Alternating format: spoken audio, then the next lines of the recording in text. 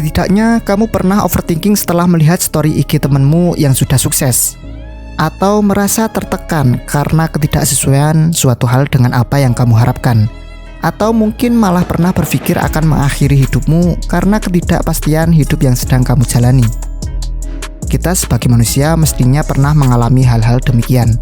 Apalagi sekarang, hidup di era digital, manusia yang saling berhubungan satu sama lain tanpa adanya batasan melalui media sosial. Banyak pengaruh dari media sosial yang kita terima, pengaruh positif maupun negatif. Mungkin kamu merasa kesal, jengkel, dan marah terhadap dirimu sendiri karena kamu tidak bisa mengekspresikan apa yang kamu mau. Pengaruh-pengaruh eksternal, yang salah satunya media sosial, mungkin itu adalah salah satu penyebab mengapa kamu merasa kesal, jengkel, dan marah kepada dirimu sendiri. Bayangkan, jika kamu hidup di dunia tanpa aturan, tanpa hukum, dan tanpa dosa. Katakanlah dunia yang bisa mengekspresikan apa yang kamu inginkan. Lalu apa yang akan kamu lakukan? Jika kamu membutuhkan sesuatu, kamu bisa mencuri. Jika ada orang yang kamu benci, kamu bisa membunuhnya. Atau jika kamu ingin memuaskan nafsu, kamu bisa tidur dengan laki-laki atau meniduri perempuan manapun yang kamu mau. Tetapi realitanya berbeda. Kita tidak bisa melakukan hal-hal yang melanggar aturan, entah itu aturan agama, negara, atau norma. Lantas, bagaimana cara kita agar tetap bahagia menjalani hidup di dalam hiruk-pikuknya dunia ini? Nah, orang-orang yang menerapkan perpaduan antara filosofi dan ajaran ini, hidup mereka akan jauh lebih merdeka dan bahagia. Dan video kali ini, saya akan membahas tentang filosofi stoicism yang dipadukan dengan ajaran Islam untuk menghadapi hiruk-pikuknya dunia ini.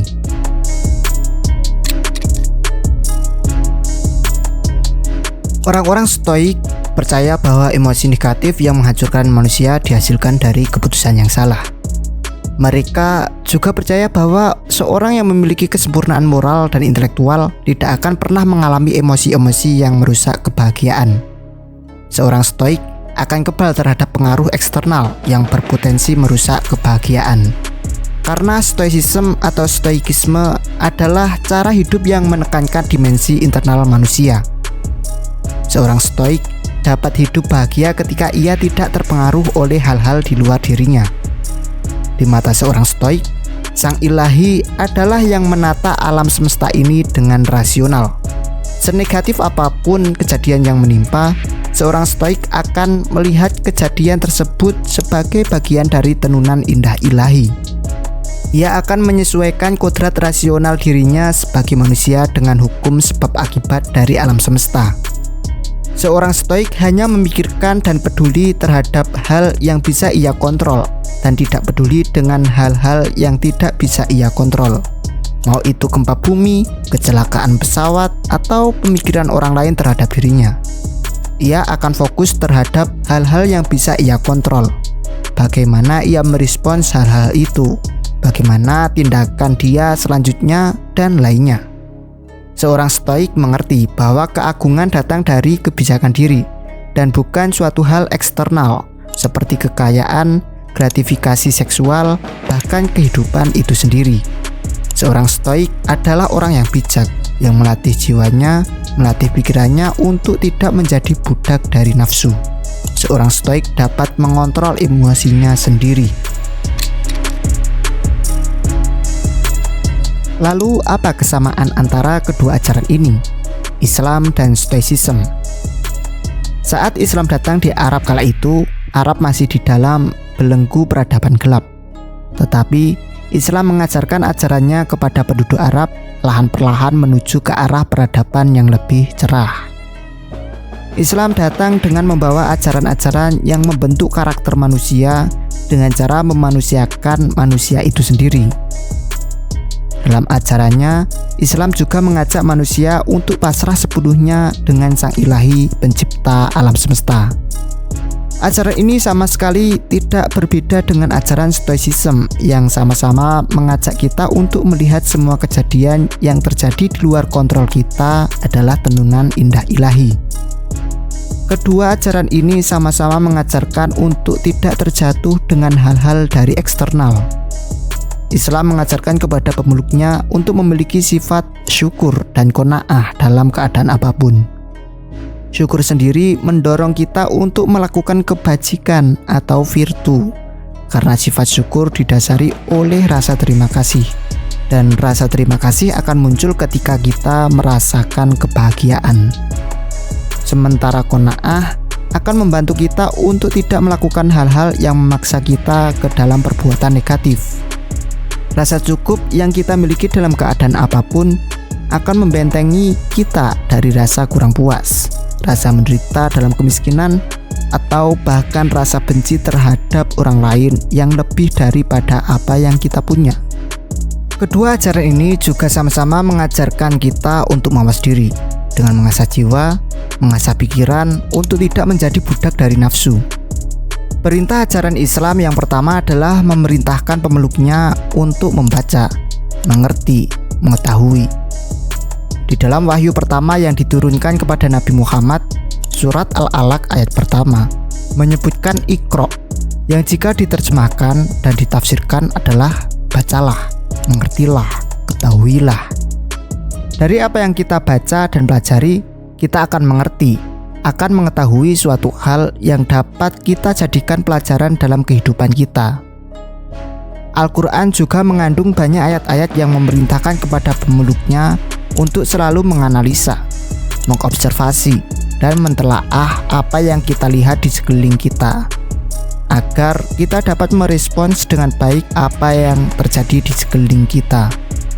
Hal ini juga sama dengan apa yang diajarkan oleh Stoicism.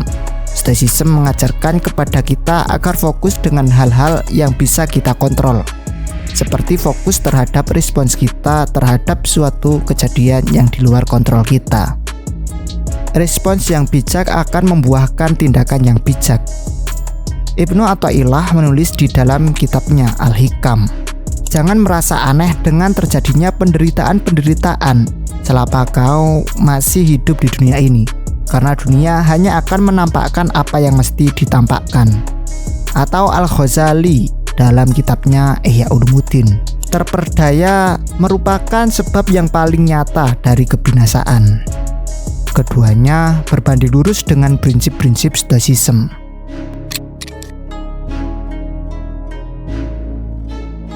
Prinsip-prinsip Stoicism dipegang teguh oleh beberapa tokoh Yunani kuno, di antaranya Epictetus dan Seneca.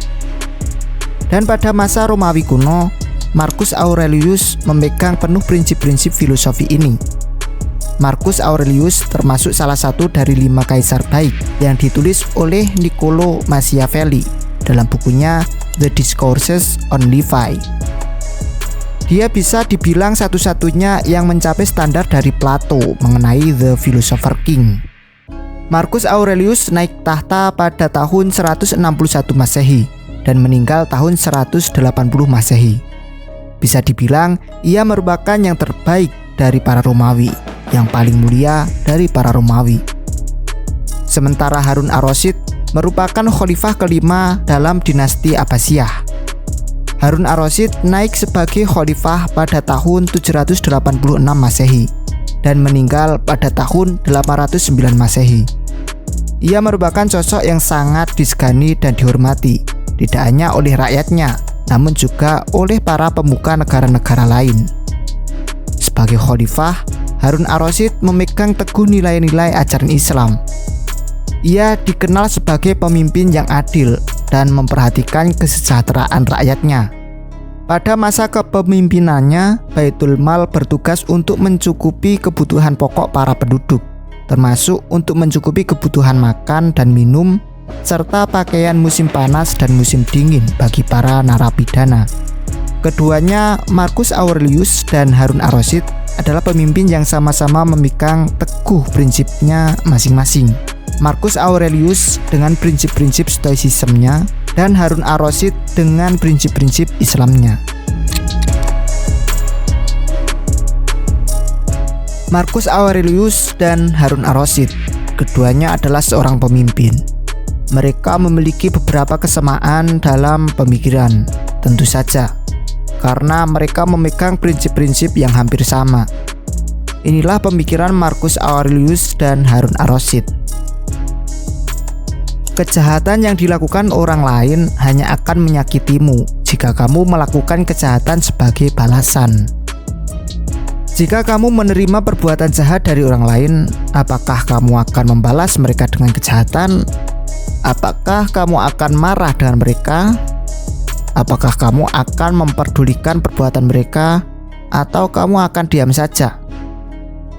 Marcus Aurelius mengingatkan dirinya sendiri untuk tidak marah kepada mereka, akan mengoreksi mereka jika memungkinkan. Tetapi jika mereka keras kepala dan tidak mau berubah, terimalah. Dalam menanggapi orang-orang seperti itu, Marcus tidak ingin membiarkan prinsipnya terlanggar. Selain itu, dia juga menghindari keinginan agar manusia tidak seperti mereka. Karena dengan begitu, ia sama saja mengharapkan hal yang mustahil.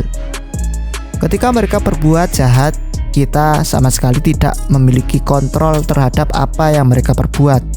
Maka jangan ambil pusing untuk menyikapi mereka. Maafkan mereka, bahkan ketika mereka merugikan kita. Dalam hal ini, Harun ar-Rasyid memegang teguh nilai Islam yang mengajarkan untuk saling memaafkan dalam bersosial.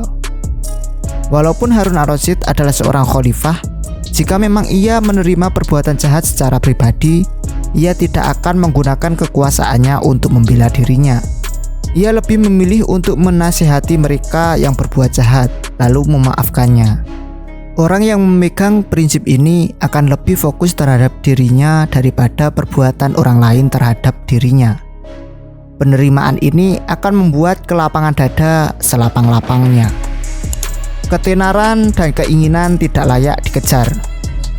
Marcus Aurelius menulis, ketika kamu sudah berbuat baik dan orang lain mendapatkan manfaatnya, mengapa kamu seperti orang bodoh mencari hal ketiga sebagai tambahan, penghargaan atas perbuatan baik atau bantuan sebagai balasannya?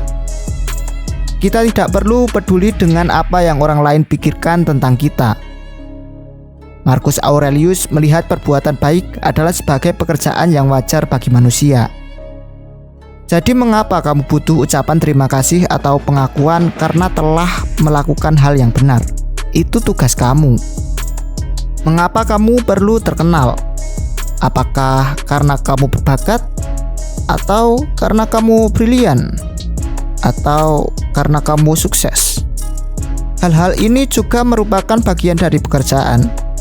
Keinginan untuk menjadi terkenal hanyalah salah satu jebakan dalam hidup.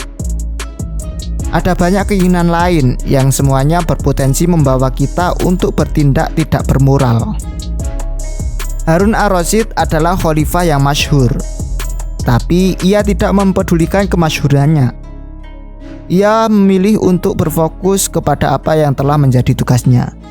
Sebagai pemimpin, ia berfokus memajukan kesejahteraan bagi rakyatnya. Ia berfokus memajukan pendidikan bagi rakyatnya. Bahkan ia masih memikirkan kesejahteraan bagi para narapidana. Ia adalah khalifah yang tidak haus dengan pujian. Bahkan ia ketika bertemu dengan seorang ulama, ia akan meminta nasihat, meminta kritik dan saran. Lalu siapa kita? Sudah berbuat apa? Bagaimana kita memiliki keinginan untuk terkenal? Bagaimana kita haus dengan validasi? Semua itu tidak penting bagi orang-orang yang memegang prinsip-prinsip stoicisme dan ajaran Islam seperti ini. Pikiran rasionalmu adalah aset terbesarmu. Marcus Aurelius tahu bahwa kemampuan kita untuk bernalar adalah hal yang membedakan kita dari hewan dan merupakan kekuatan penting yang harus kita gunakan sepenuhnya. Ia percaya bahwa akal budi kita dapat digunakan untuk memahami akal budi universal yang ada di alam yang akan mengarah pada persetujuan dengannya, bahkan jika kejadian-kejadian tampak berbahaya. Pikiran rasional kita memiliki kekuasaan penuh atas pendapat kita. Pikiran hanya mengalami penderitaan ketika ia sendiri menciptakan keinginan untuk hasil tertentu dalam hidup. Marcus Aurelius mengajarkan bahwa pikiran kita adalah sesuatu yang mengendalikan dirinya sendiri sepenuhnya dan terpisah dari dunia. Pikiran tidak dapat dipengaruhi oleh berbagai peristiwa kecuali jika pikiran itu sendiri yang membuatnya terpengaruh. Setiap penampakan adalah hasil dari apa yang diinginkan oleh pikiran untuk tampak, dan pikiran itu sendiri membuat dirinya sendiri persis seperti apa adanya. Karena demikian, tidak ada alasan bagi kita untuk tidak setuju dengan alam. Karena alam telah memberi kita sarana untuk menerima secara rasional jalannya berbagai peristiwa, kemanapun peristiwa itu membawa kita. Harun ar-Rasyid menjadikan pendidikan sebagai fokus utama dalam kemajuannya pada masa kekhalifahannya. Ia sadar bahwa pendidikanlah yang akan membawa manusia dalam berpikir rasional. Harun ar-Rasyid mengedepankan pemikiran karena ia tahu bahwa pemikiran memiliki kekuatan yang besar. Pikiran berperan besar dalam kehidupan kita. Sebuah negara akan maju apabila rakyatnya mampu berpikir rasional. Sebuah pemikiran akan membuka peradaban baru di tengah-tengah umat manusia.